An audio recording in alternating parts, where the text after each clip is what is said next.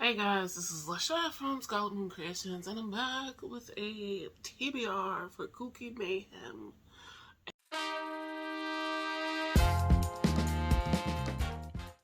A readathon created by Nicole from Dusty Book Sniffers, and Coda, her booktube bestie. I will link announcement videos down below from Nicole and all the things.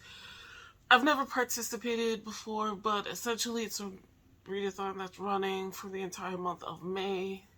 And KuKi is KU, Kindle Unlimited, and Kindle Challenge. KU, Kindle Challenge 2026. I've not participated before. I think the first time I had no clue. The second time I knew it was happening, but I didn't know what that was about. And I think this is the third time. Anyway, it's fairly simple. You read books essentially from your Kindle, or if you have Kindle Unlimited. It's very flexible because they're like, if you have another e-reader, you can use that, and if you want to use your physical books, you can do that too. However, one, your girl is still doing her HRCYED, so I'm not gonna win this time either.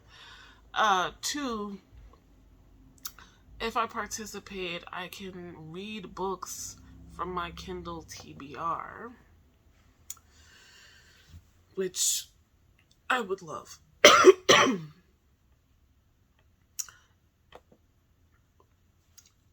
If a random cough makes it in here, it's because I'm dealing with the residuals of some chest congestion. Looking at my Canva, which has my digital reading journal for the year. Just going by what's on my Kindle from Pharaoh Feb in previous years and various stuffier TBRs, I have 48 books to choose from. And that's a lot. I'm not reading 48 books this month. It's not happening.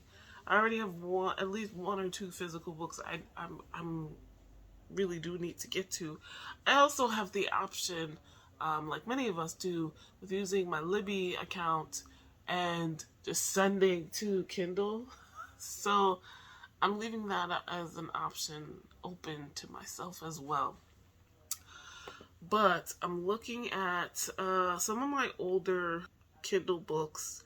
I have like 1, 2, 3, 4, 5, 6, 7. I got in particular for what is it? Books in Translation Day, I think it's called. And they're from all around the world, which would help me with the Around the World Challenge prompt, but also the translation challenge. Let's talk about those books first. Will I read all? Well, not 7, 6? Probably not. They're all literary fiction, which is not my favorite.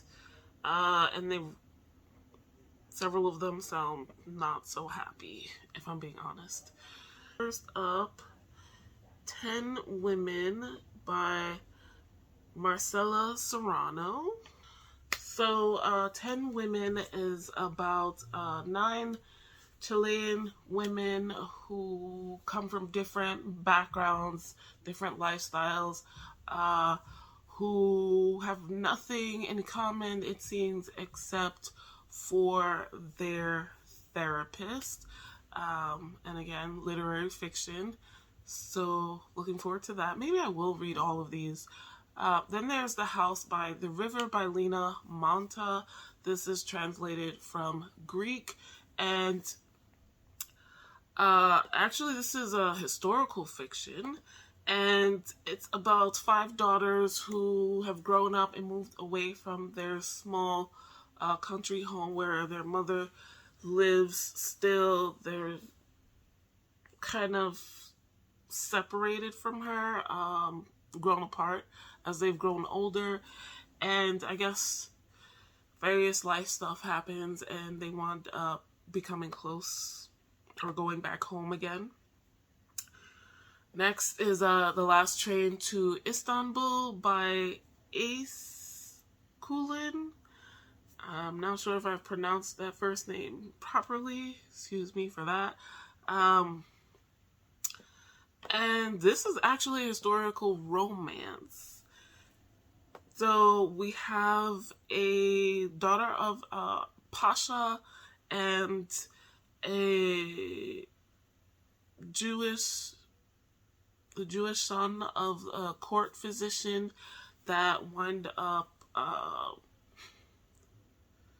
eloping essentially and running off to Paris. This takes place during the Nazi invasion of Paris during, I guess, World War II.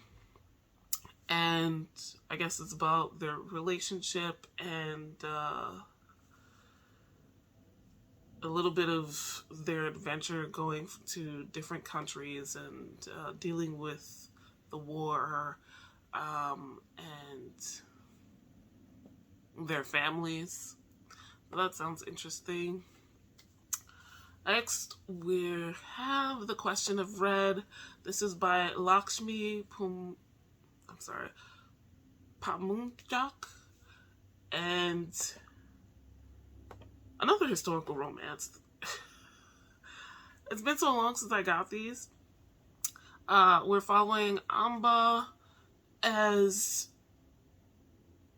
she's named after a tragic figure in Indonesian mythology, so it's translated from Indonesian, I believe.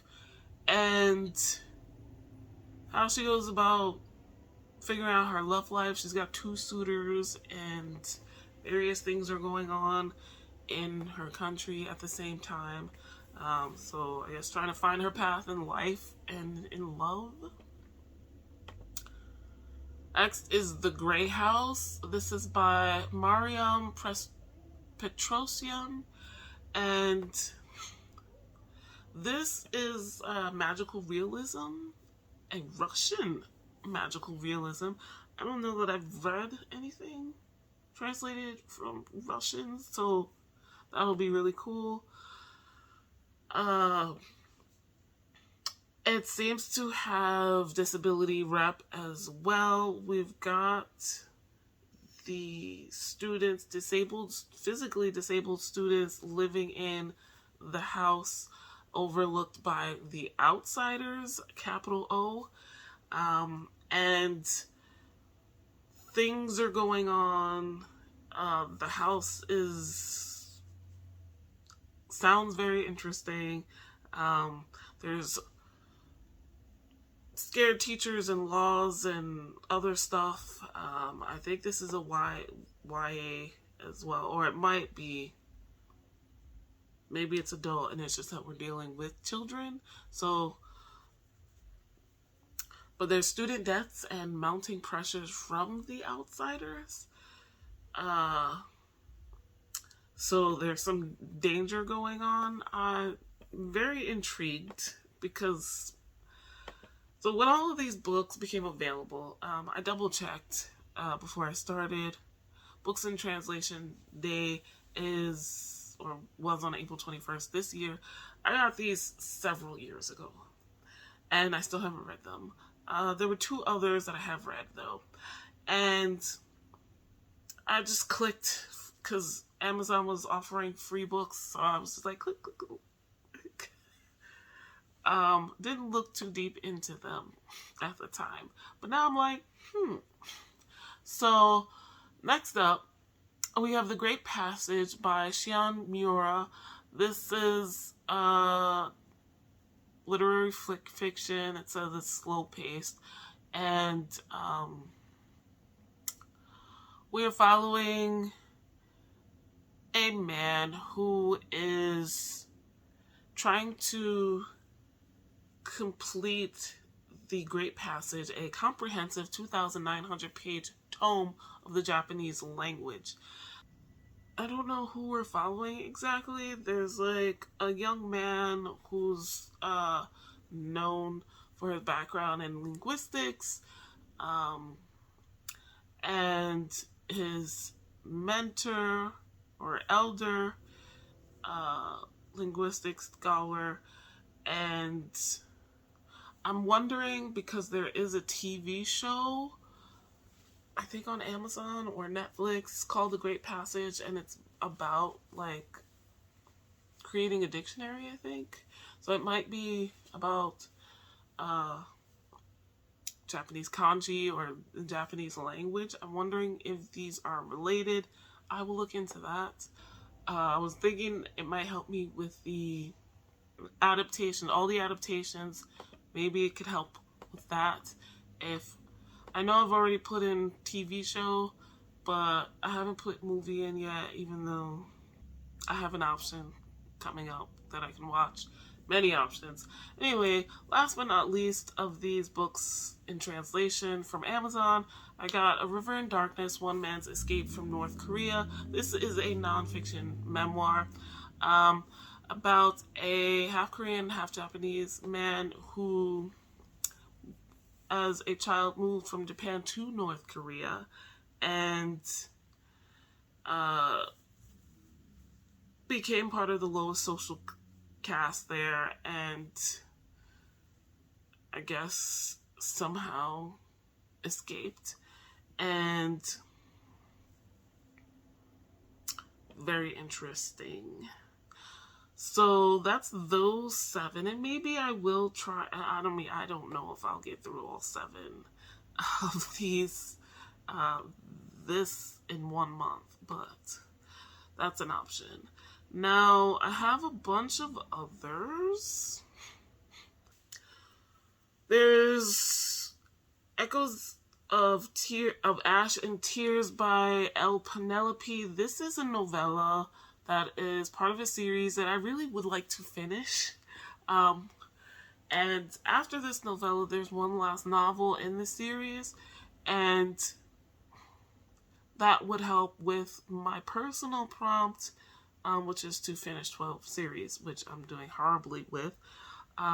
Also in that vein, I've got Her Tortured Beast and Her Monstrous Beast by E.P. Bali, the last 2 books in that series, so that would help me finish another series.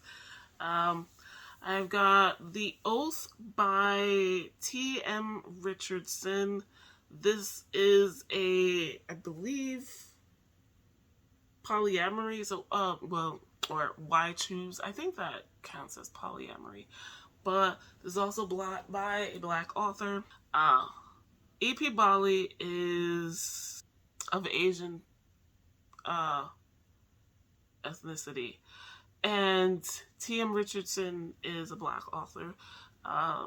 These can both fit into the BIPOC categories, but also The Oath can fit in the even bigger queer rainbow prompt for polyamory, I think. Actually, both of these probably could, if I'm being really real.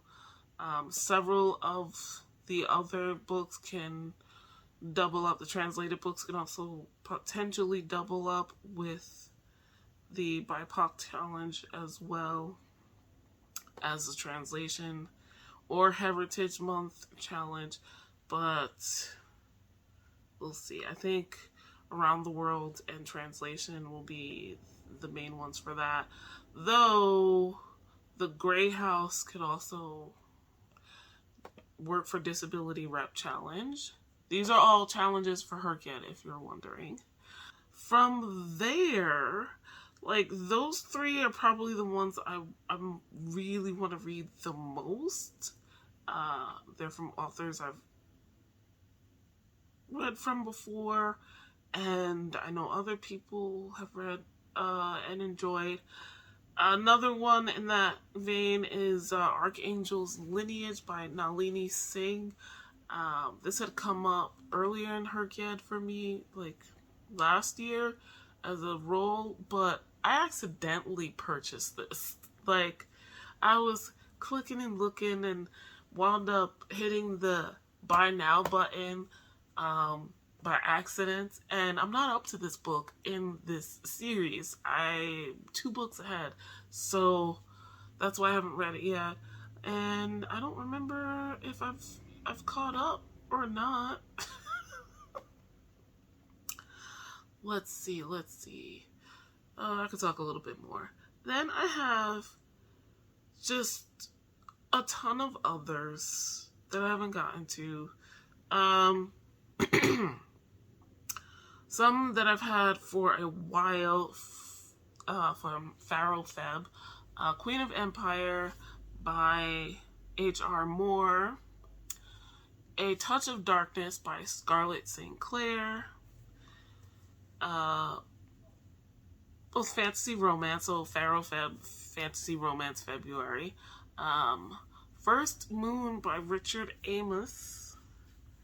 And The Power of Hades by Rose Wilson and Eliza Rain. Now this and A Touch of Darkness are Hades retellings, so I probably won't be reading both of those this month, just to not mix up the Hades retelling series, Hades Persephone retelling series. There's Children of Erathia by Amanda Dimmer Silver. This might have been dark romance, Stuff Your Kindle, and I started to read it for something else, so it's on my mind. It sticks out a little bit more than all the other Stuff Your Kindles that I got. With Stuff Your Kindle, I mostly just look for marginalized authors or main characters and go from there. LGBTQIA+, Black, Hispanic, or Latine, Asian authors and main character representation, disability representation, and I don't read the synopses, so I'm like, this is why I stopped doing Stuff Your Kindle. 50 unread books is enough. I have a bunch, and I'll like put a scroll on the screen here so you can see. And other than that, I want to switch really quick to, I have some Stuff Your Kindle and Pharaoh Feb books I've gotten on my Nook, which is the Barnes & Noble's e-reader app. I have them because I was under the impression, for some reason, it was easier to have these or something. I don't know. Anyway, Peace and Turmoil by Eliott Brooks, booktuber here that I got. I got this for HRCYED 1 to read AuthorTuber, and yeah, still haven't read it. Neighbors by C.M. Nascosta. I do believe that was a Pharaoh Feb pick. A monster romance. This cover does not look like a monster romance. It is part of the series though. It's in the Cambric Creek universe. Of course, all of the covers look completely different. I'll attempt to try and check that out, maybe. It says Cambric Creek Bite-Sized Read, and that series seems to be monster romances, so that'll be something different. The other books that I have on my Kindle that I might try to get to, these are, I have another El Penelope different series, Angel Born, the Eternal Flame series, so I might try that just to get into another El Penelope. And City of Mask by Ashley Capes is one that I've also had for a while that I think BookBub probably is where I got that, and a couple of the others I'm about to mention. This is a fantasy series and about a female protector who is hunted by the king, driven from the palace, and accused of murder.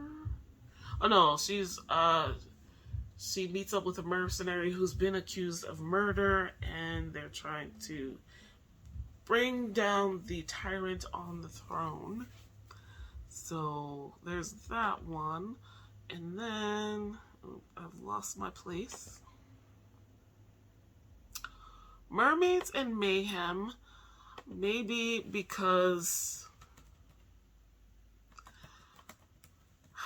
I'm not a big mermaid person, but I already own it because it was free. The BookBub. This is by Erin Hayes, and one of the prompts for HRCYED is spooky creatures, and I've read 4 or 5 books from that, but one of the spooky creatures I need to read a book about is mermaids, and I've been like, so it's not very long, about Tara, who always wanted to be a mermaid. She takes a gap year after high school and meets a real life merman. So that's a possibility, I guess. It's not doing a lot for me. Lastly, I've got some books not in any particular e-reader app, but they were either gifted to me or I got them. What is that? I forget what the publisher is. But the one I'm really intrigued by for a long time is The Infinite Noise by Lauren Shippen. So this is a part of the Bright Ones. This podcast series that kind of is related to X-Men, I think, or it's like X-Men adjacent. Anyway, The Bright Sessions, and I got this book, and I heard about the podcast, and it was suggested that you listen to the first episode or 2 of the podcast to get an idea of what's going on. And if I'm remembering correctly, because I did listen to them, the podcast is about people with powers meeting with a counselor or social worker or a therapist, and these are like therapist sessions. So this is, at the time, I don't know anymore because this came out in 2019, the only book. And in this we're following Caleb Michaels, who's 16 years old, and he starts finding out that he has these abilities, except it's leading him to be very emotional because he's overly empathetic as part of his ability. And so he starts seeing the therapist, Dr. Bright, and oh, here it says, it's like, what if the X-Men, instead of becoming superheroes, decided to spend some time in therapy? So I'll leave it at that. Those are the many possibilities, and again, there could be anything. Mood reader here if you're new. So let me know if you've read any of these books and what you think. You've made it this far. Tell me if you're participating in KuKi Mayhem and what you're going to start with, or what you think you're probably most likely going to read at some time during the month of May in the comments down below. Guys, like this video if you liked it. Subscribe if you're new. Hit the notification bell so you know when the next video is coming. I don't know when I'll be wrapping up my reads for KuKi. These will probably go into her kid vlogs, so I'll mention there. But do check out the links that I mentioned. There will be 24 hours of sprints throughout all 31 days of KuKi Mayhem in the month of May. So if you need support, motivation, you can check out the sprints train. You can also check out the Discord links. If you need to talk it out, let's do it with me or anybody else who's participating. But yeah, that is it for me today, guys. Thank you so much for watching. I will see you in the next video. Bye.